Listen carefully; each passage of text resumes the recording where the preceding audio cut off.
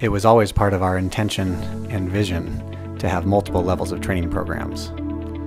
Starting with CrossFit UP in 2013, the idea was to bring what we knew from performance enhancement from the physical therapy space with regards to mobility and muscle activation patterns into CrossFit to make it a more sustainable long-term fitness program for people of all levels and ages. In the fall of 2021, we added our K2 program, and we're now able to reach a whole new group of people who would benefit from strength training and metabolic conditioning, but also on the recovery side of things. So we could have a full-on continuum from needing active recovery guidance in a program consistent with a strength and conditioning program, even all the way up to CrossFit training and including high-level gymnastics and high-level Olympic lifts.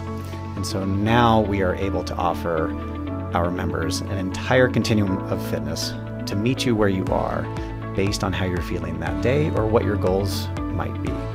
And I think that's pretty special. Our coaches are behind it, our community is benefiting from it, and it's really cool to see how our community has grown together as a result of having multiple programs.